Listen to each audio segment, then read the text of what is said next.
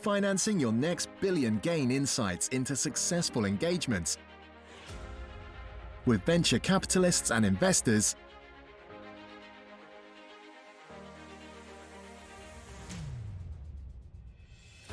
Get ahead of industry trends, hear from industry leaders, influencers, founders, policymakers, and governments.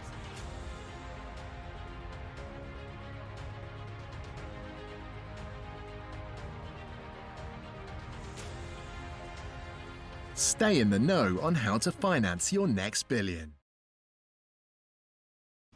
Okay, hello and welcome to the show. You're joining us on FYNB Live TV, where I am Yvonne Gamble, your host, and I'm here with my co-host, Jerome Curry.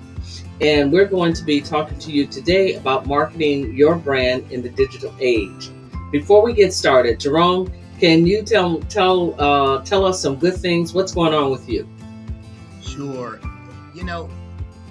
There are so many different lessons that we can learn from life, and as we go through the seasons of life, there was a quote that Dr. John Maxwell said. He said that you work well during the season, but the farmer, he can't change what season it's in. He can't change whether it's summer, spring, or winter. And what you can do though is whatever season that you're in, you can work hard and work well. And I think the point is that if you're patient and you continue to make progress towards your goals, then good things are going to happen.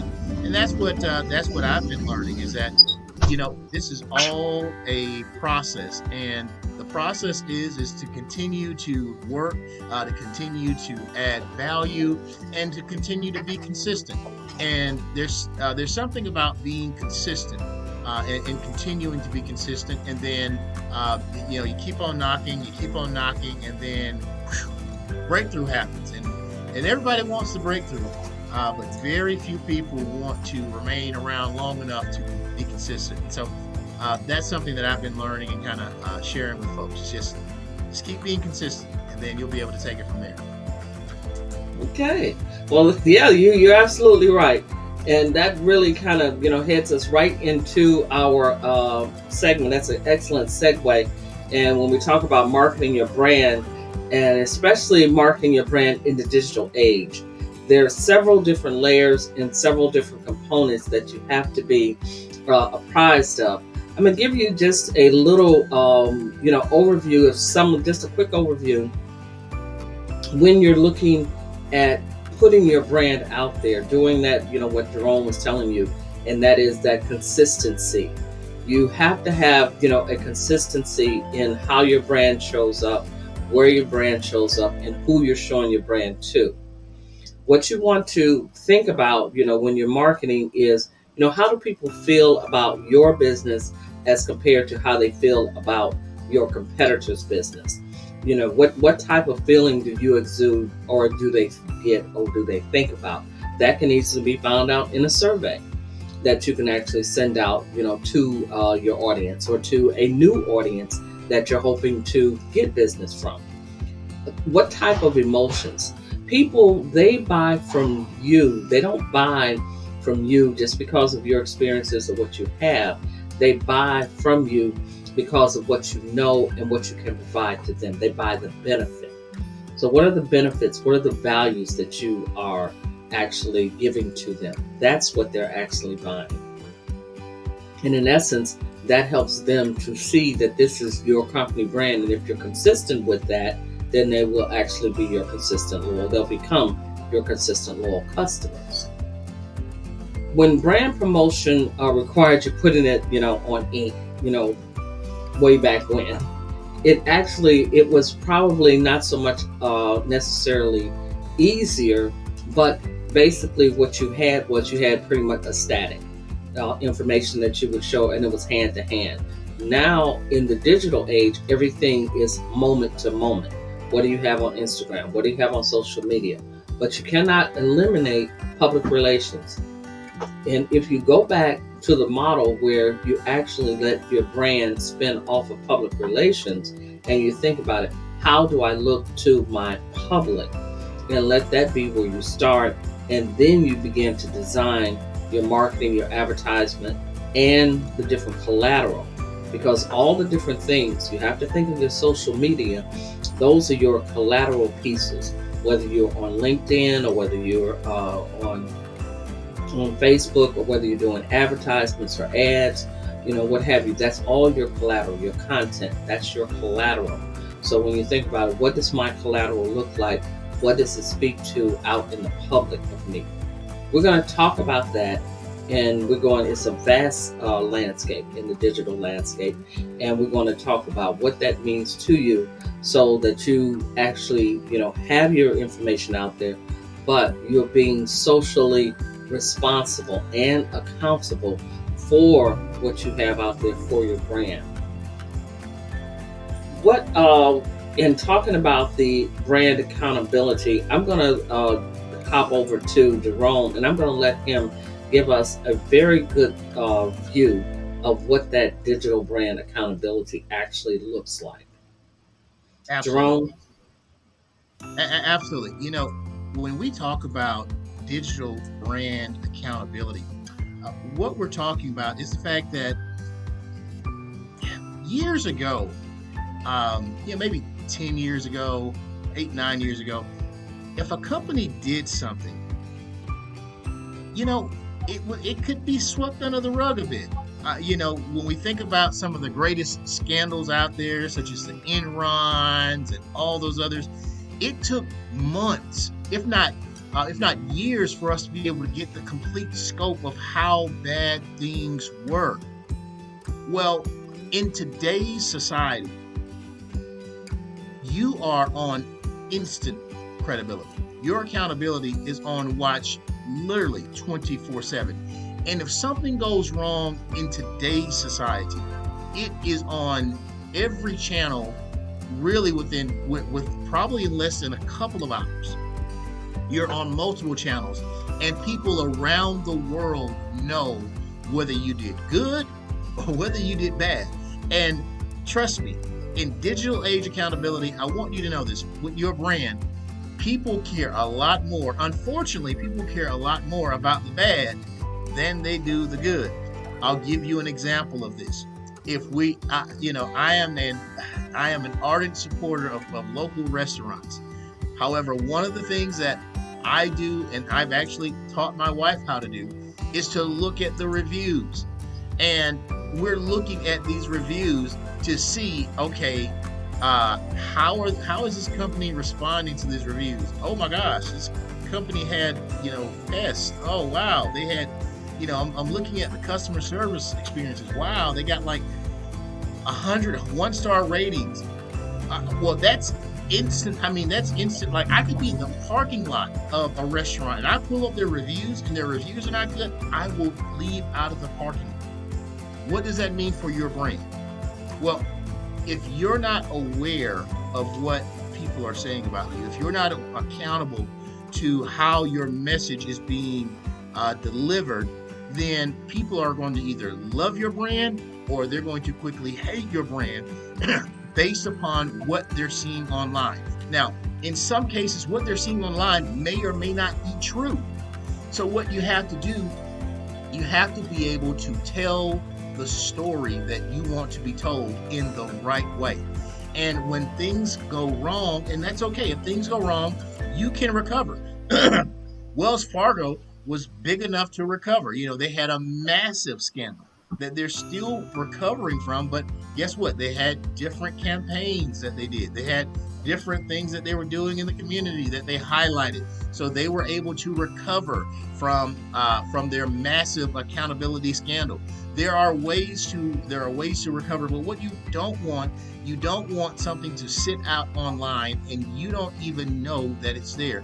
You want to be aware of where your brand is, the messaging you're delivering, and making sure that that message is clear and concise. If it's not clear and concise, I encourage you to seek a brand expert, seek someone a second or third opinion, and preferably from a diverse background, so that you can get a diverse perspective on the information that you're putting out.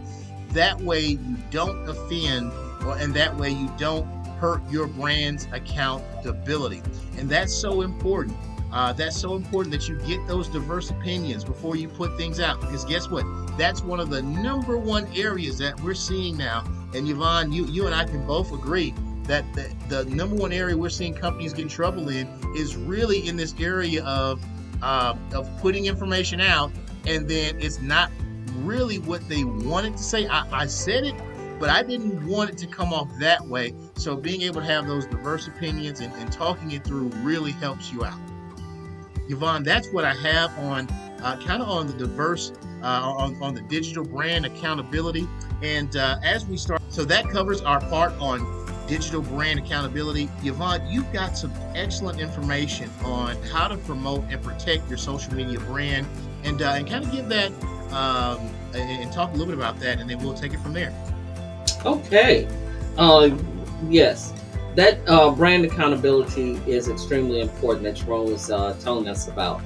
When you're looking at promoting, and you want to also be thinking about protecting, so much is done, out there in the marketplace, and we kind of focus on promotion, and how many ad campaigns you have out there, how much marketing, how many people are seeing it, what are my impressions I'm getting, what's the feedback.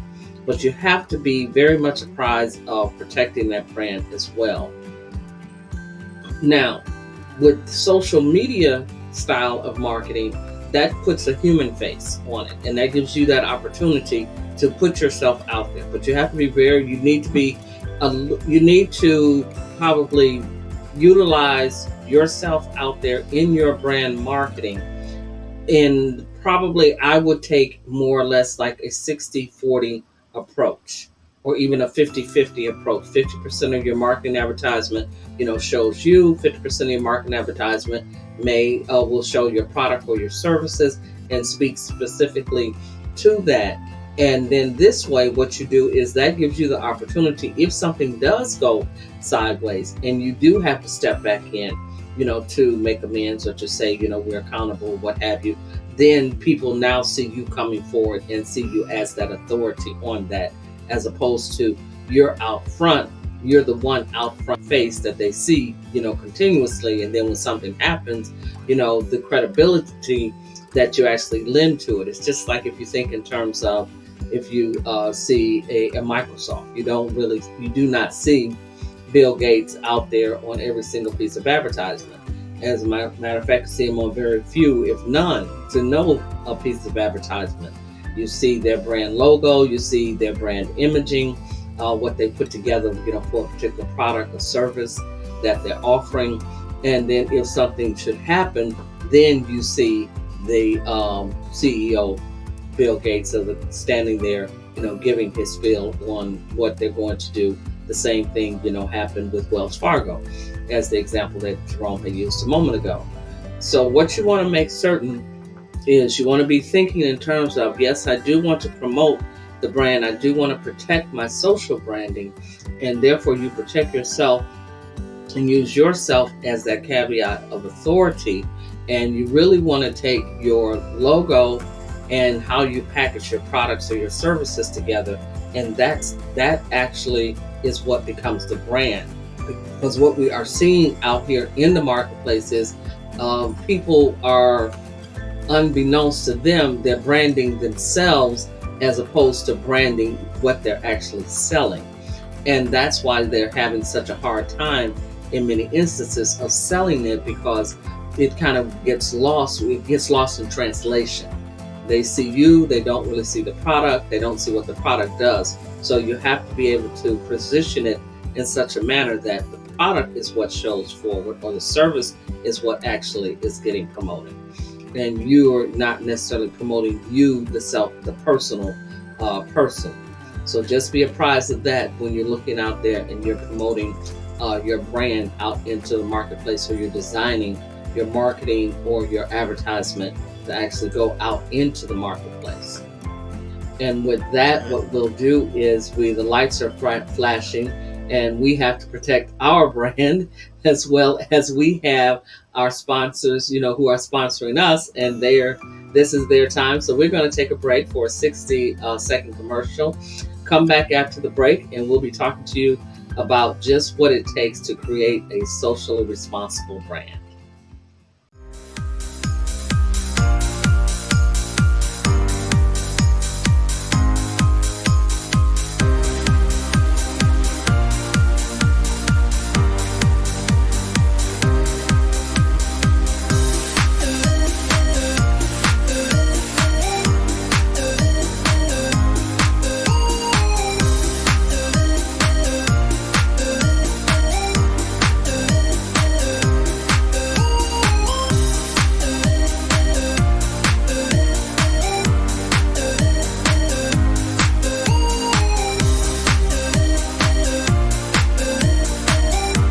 Welcome back to FYNB Talks Live, and I'm your co-host Jerome Curry with Yvonne Gamble, and talking today about marketing your brand.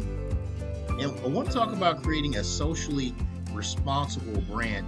I think now that's going to be something that's extremely important. Here's why.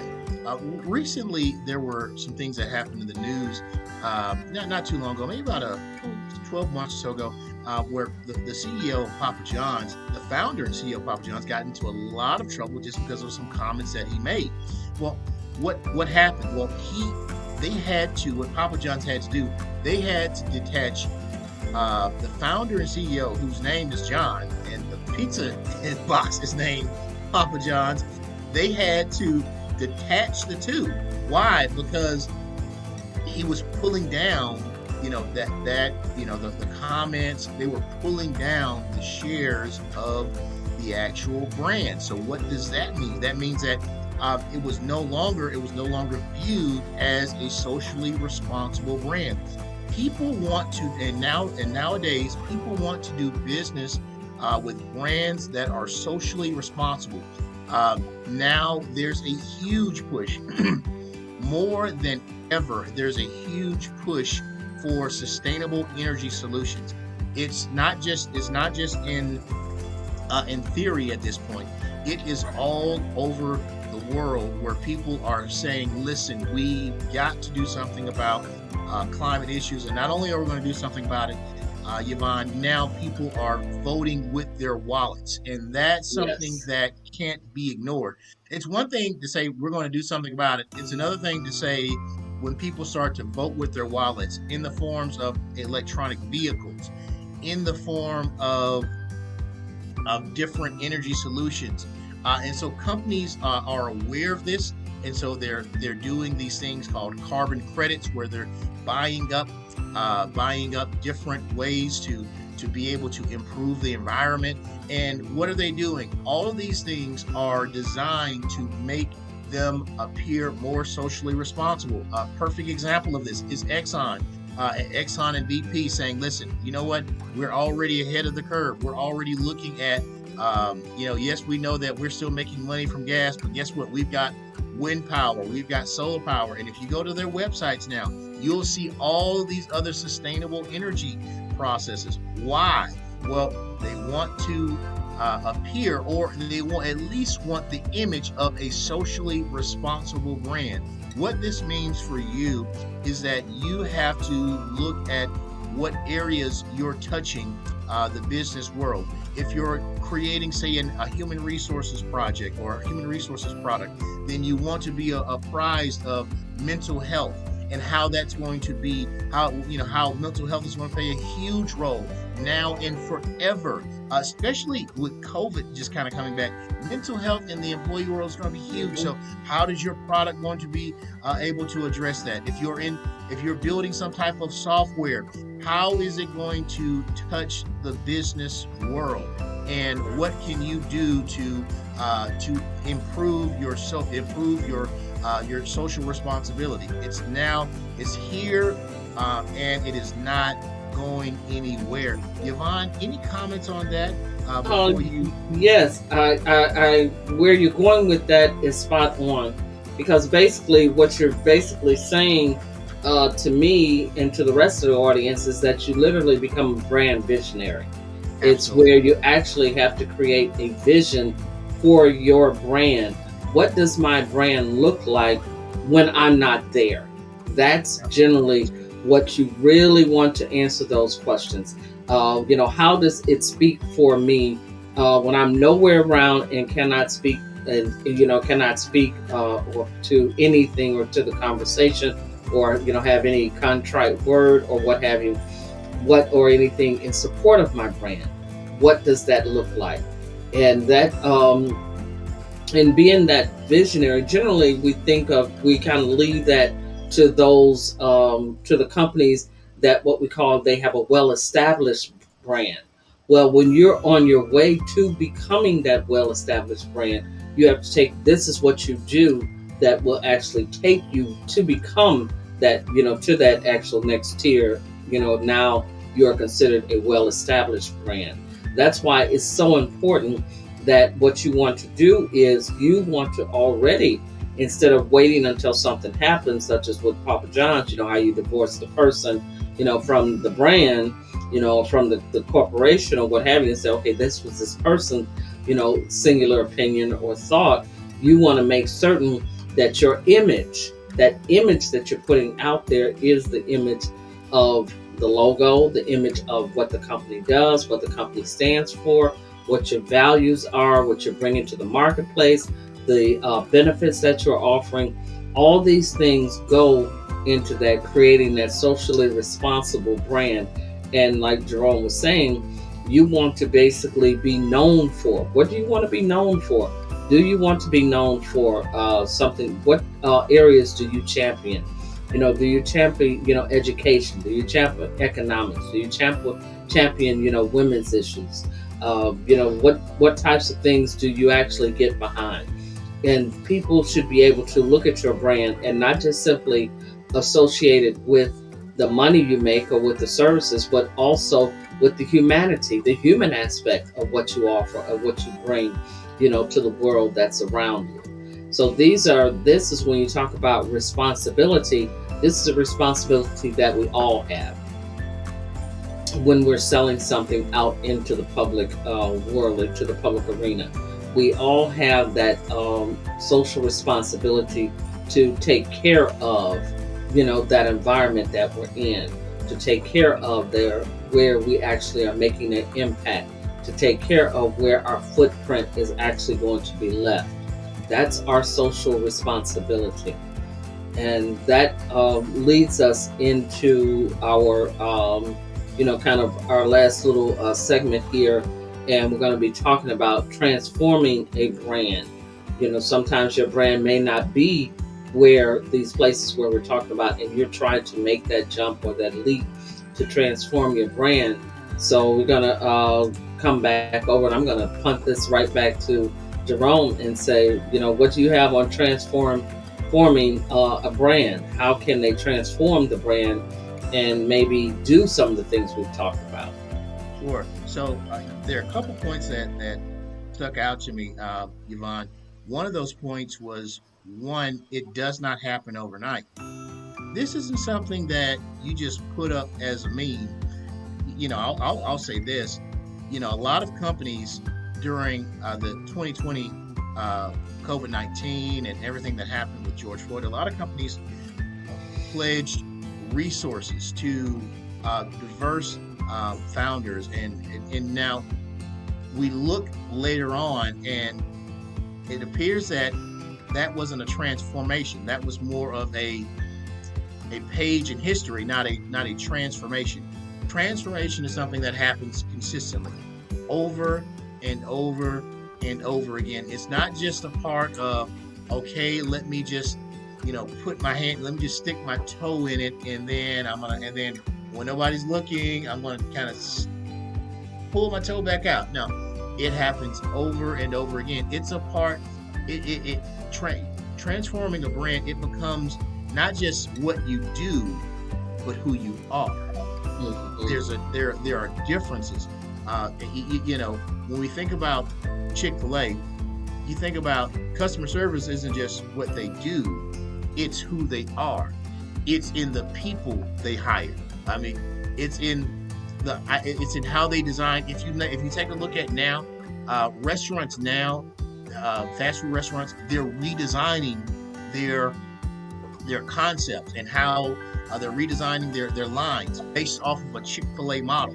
It's who you are. And so when you start to look at your brand, start thinking about who you want your company, what you want your company to look like, and what are the, who are the people, what are the processes, what are the marketing campaigns. Start thinking along those lines, and then spend some time at the end of each year and ask a serious question: are we on brand? And if the answer is no, then we've got to make a change. We've got to make a change. We've got to do some things differently. We've got to make some different hires. We've got to challenge some things that we're doing. Why? Because we're not on the brand. We say customer service, but our customer service really sucks. It's just it has to be more than words. It has to be who you are, and that's how you begin to transform your brand. Very good. Very, very. You put that in just in the proper perspective. And just to, kind of summarize this up for you, when you think about a brand actually incites within a person a want to buy, not a have to buy, but a want to buy. I want to make this purchase, or I want to buy that. That's what brand loyalty does, because what people know for certain is that when I choose this brand, I know the consistency of the product. I know the consistency of the service that I'm going to get. So they will pay. That's why many people will pay high dollars because of a brand, or they will pay consistent dollars because they know that brand is going to give them exactly what they're looking for. In this world now with social responsibility, social accountability, and literally we are in an instant microwavable world. So you literally, at the touch of a finger, at the drop of a hat, a choice can be made to either choose your brand or not to choose your brand. So I would implore you to institute some of the different tactics, some of the different things that we've talked about here for marketing, for advertisement, to help you to transform your brand so that you become a socially responsible and accountable brand, and your brand has longevity. And then that way you will always find your success with your clientele as you build loyalty within your market that you're serving. Excellent. Now that is an excellent point. And Yvonne, that brings us to the close of today's show. I want to thank the audience out there for watching FYNB Talks. I'm your co-host, Jerome Curry, with co-host Yvonne Gamble. And thank you. Have a great day.